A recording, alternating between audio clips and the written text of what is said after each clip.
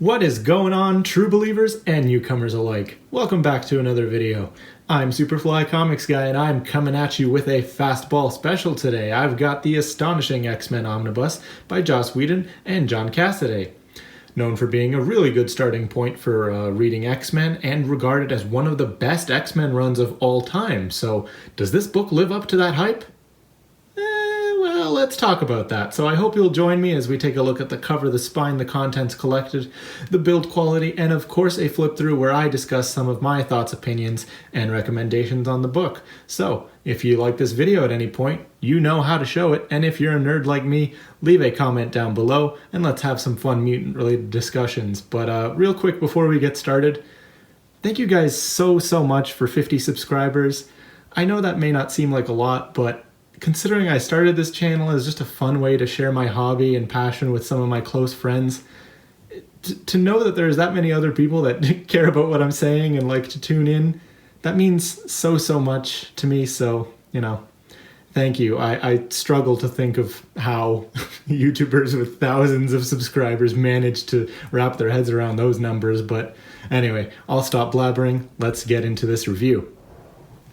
Alright, so here we have the standard cover to the Astonishing X-Men Omnibus. Usually I don't really like the widescreen half and half look for the covers of omnibuses, but something about this one just works really well for me. You have the lineup here: Beast, Emma Frost, Cyclops, Colossus, Kitty Pryde, and Wolverine. There is a DM cover available for this omnibus. I will throw that up right here so you can take a look, compare. But let's look at the spine. Pretty interesting design, red on black, and a nice little image of the X-Men there. And there you go, the classic Marvel cover gallery featuring all of the issues that you will find inside this book.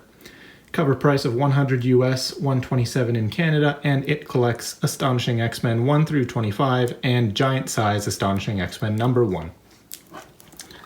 But let's see what's under this dust jacket.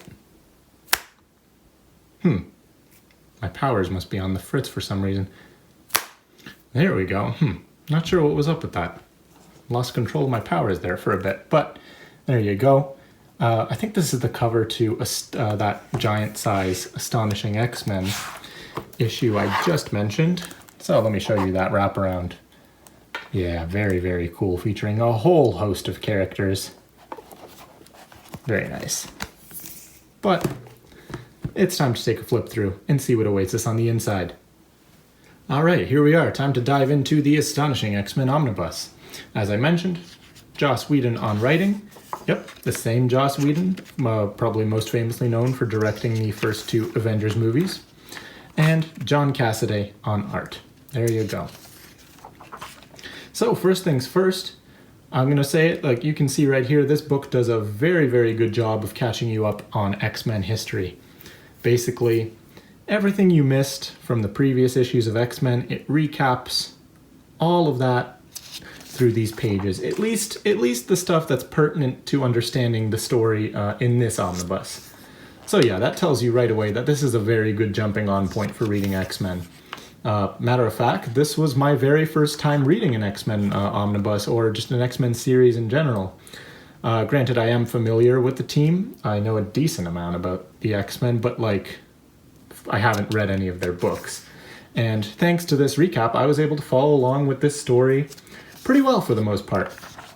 So generally, if there was anything I was confused about, like a story reference or something, I could always flip back to that summary page and remind myself what happened.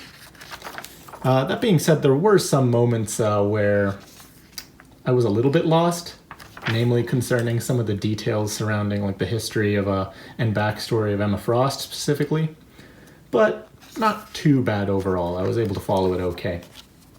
So this is a good starting point, but that being said, it's important to set your expectations for this series and know which characters are here and which ones are not, because that caught me a little bit off guard.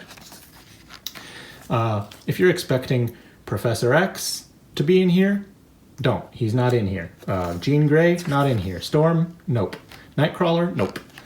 If any of those characters you're expecting to see, they're not in this book.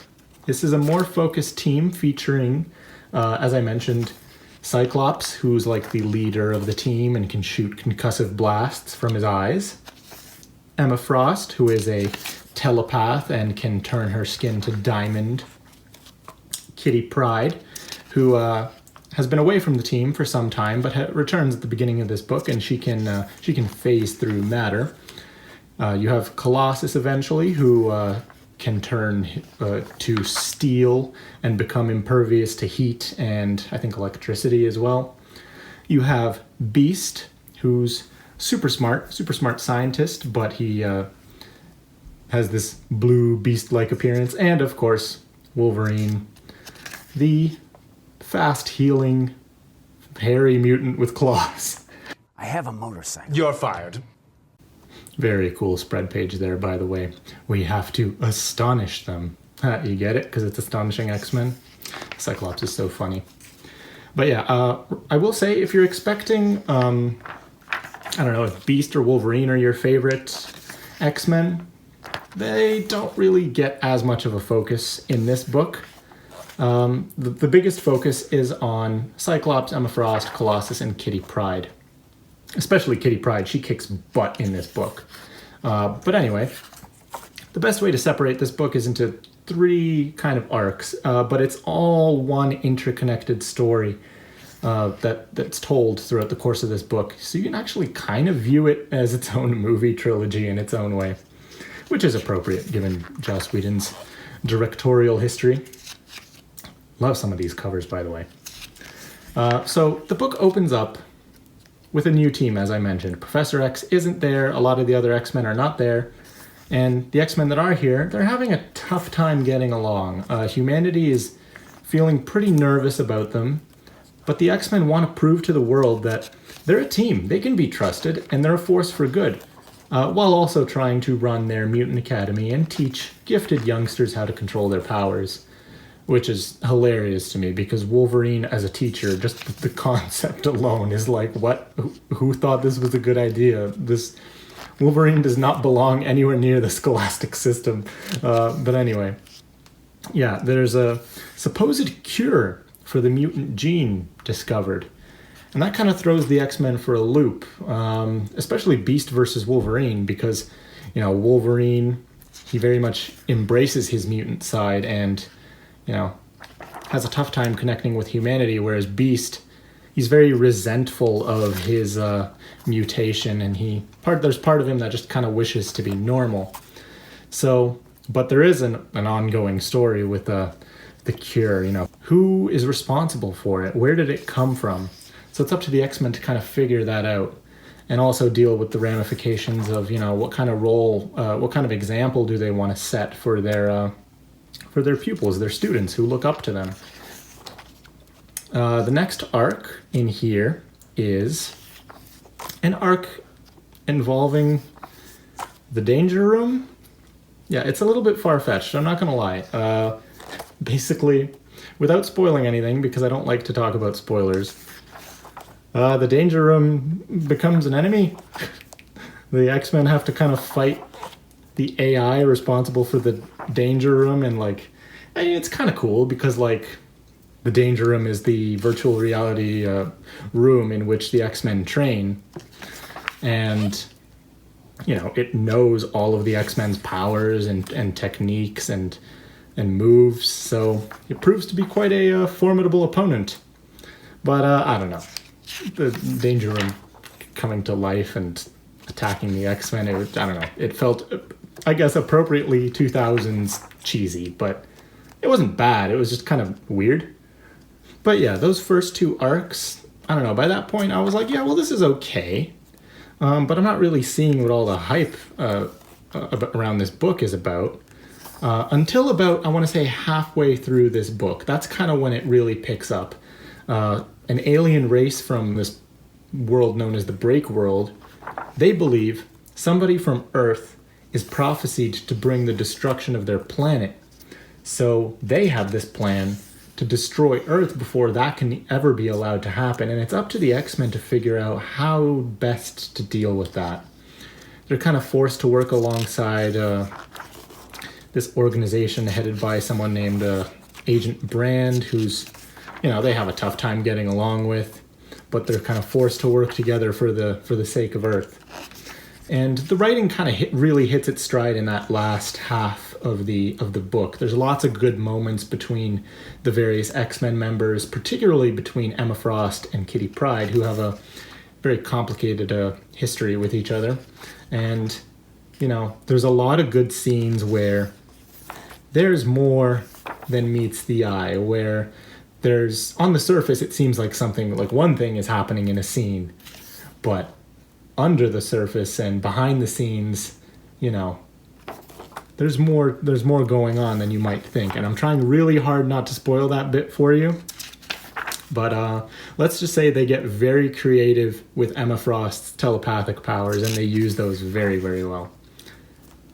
As for some negatives of the writing, I found it pretty awkward how some of the romances in this book were handled and how some of the female characters were written. There's this really weird bit where Emma Frost just kind of poses as Jean Grey to Cyclops, and I don't really know what the point of it all was. It just felt strange, and just the way some of the female characters talk just don't really feel real all the time. Like, I don't know, one of the X-Men will do something super cool, and then one of the females will be like, "Oh, I'm so hot for you," or something, and it's just like, oh, okay, that was weird, but sure. It's not all bad, though. I mean, there is a pretty silly romantic relationship between Kitty Pryde and Colossus. It kind of feels like its own little teenage drama, melodramatic type of stuff, and I don't know. That one was okay, I guess. That's a really, really cool homage to God, I don't remember the issue, but it's this panel of it's an homage to a panel of Wolverine. Let me see if I can find it, and I'll throw it up somewhere. But I thought that was super cool. Yeah, Kitty Pryde, she kicks butt in this book. Probably the most out of, surprisingly, all the other team members, which is cool for sure. I just kind of wish that characters like Beast and Wolverine had more to do. They just kind of felt like they were there for the sake of being there. I don't know, maybe that's just me. In terms of the art in this book, I struggled with a long time. It was up and down for me the entire time while I was reading this book. I couldn't decide if I liked it or if just something wasn't jiving with me. And here's kind of the conclusion I came to. Maybe on the surface, it's not the most aesthetically pleasing to me, but the way the panels are laid out and like the poses and the way the characters are positioned throughout each of the panels is really, really good. John Cassaday does a really, really good job of that. Just making sure all of the scenes flow together. It does a really good job of telling the story, but I don't know. For example, like Wolverine's face just looks really strange to me a lot of the time at various points in this book. So like, as I said, aesthetically, maybe not my favorite, but I can't deny how good Cassaday is at structuring the panels. And the other thing I'm not really a fan of is Beast's new design. A plot point that's brought up very early on in this book is that he's de-evolving and becoming more and more Beast-like, so he kind of looks just like a cat in this entire series, whereas I'm more used to Beast kind of being more of just a muscle-bound blue guy. I don't know. I wasn't really feeling the Beast design here, but as I said, I was mixed on the art. And just taking a quick look at the extras, we have kind of an introduction here from the Astonishing X-Men Volume 1 hardcover by Brian K. Vaughan, talking about some of his thoughts on the book. And then I think you're getting just a whole bunch of variant covers. There's the DM cover I showed before. I don't know, I think it's kind of creative. You have all of the X-Men reading their own Astonishing X-Men comic book, and you kind of get a hint of all their powers, like Cyclops is staring at the book, but it's starting to light on fire. Kitty Pryde is like phasing through Wolverine's shoulder to read it. Emma Frost is reading the book through Wolverine's mind. I think that's very cool. And then some other variant covers and sketches. That one's awesome. Yeah, the covers in this series generally pretty awesome. It's the It's the interior art that I kind of struggled with on and off as I was reading, but it's not bad. It's just, I just don't think it was my cup of tea. I know a lot of people really, really like John Cassaday's art, but yeah, to each their own, right? Some of Joss Whedon's planning emails that he sent, I thought this was cool that they included. Reading through some of these, and then some character designs. The costumes in this series were pretty cool for the most part. Wolverine's, of course, the classic, you gotta love it. Cyclops I thought had a weird one with the leather jacket, but that's probably left over from the Grant Morrison era. Spotlight interview with John Cassaday. And there you go, that'll do it. Let's talk about the build quality real quick. All right, so 672 pages is what you are getting in this omnibus. It's a pretty small omnibus. And there is that eye. Not too bad for a book of this size. Could be a little bit bigger because you do get a little tiny bit of gutter loss. I don't know if you can tell, but it's not terrible. And it generally lays over pretty flat. What I am disappointed by is, as you may have noticed, there's no table of contents or page numbers, which is weird for me because usually I expect that from a Marvel book. But yeah, no page numbers anywhere. And I wish there was a table of contents just to kind of help me plan out which issues and arcs I want to read. But like I said, it's a short book, so that's not too big of an issue. What is a bit of an issue is that the pages are pretty thin in this omnibus. This does come from the Turkey printer, but you can just hear how it's crackling like that. It's very, very thin paper, and I'm not sure if you can tell on camera, but there's a decent amount of color bleed, which is disappointing because this is a cool looking cover, but you're getting artwork bleeding from the other side that isn't really supposed to be there, and it can kind of distract you from appreciating the cover. Just thought I would mention that because, you know, I know that bothers some people. Yeah, even when you spread pages like this, you can see the word balloons leaking through, some of the background art from the other side leaking through. Yeah, it's not great. I'm disappointed in the page quality of this book. All right, so just to wrap up my thoughts here, I feel like I have a really interesting perspective on this book just because this is my very first X-Men series I've ever read.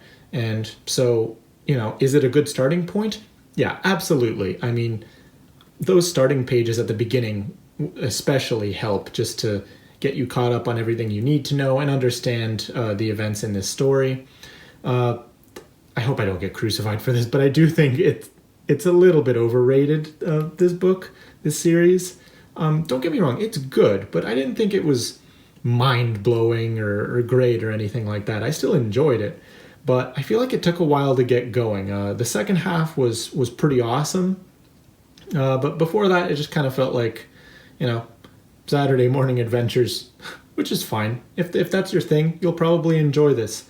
If you're looking to get started on the X-Men, like I said, this is a good place to start. If you're a fan of these particular cast members of the X-Men, Beast, Emma Frost, Cyclops, Colossus, Kitty Pryde, Wolverine, then, you know, that might draw your attention as well. Cyclops and Kitty Pryde especially, they have the best arcs across this entire series. But overall, the story and writing is pretty solid, albeit with you know, some awkward romances and strange dialogue from some of the female characters throughout this series. And as I said about the art, I don't know, it was up and down. Sometimes it was pretty awesome, and other times, like, just some really specific things bothered me about it. But the layouts, like I said, are the highlight. The way the panels are laid out and flow into each other, I thought that was great. But anyways, guys, that'll do it for my review of the Astonishing X-Men Omnibus by Joss Whedon and John Cassaday. If you liked this video, leave a like, and you know what? Leave a comment about what you thought about this book if you've read it. I'd be curious because, you know, maybe I would have appreciated it more if I had read the previous X-Men books or was more familiar with the backstories of specific characters like Emma Frost and Kitty Pryde. I don't know. Let me know. But anyways, thank you so much for joining me today. I hope to catch you in another video real soon. You have yourself a great day, I've been Superfly Comics Guy, and until next time, you keep reading. Bye, guys.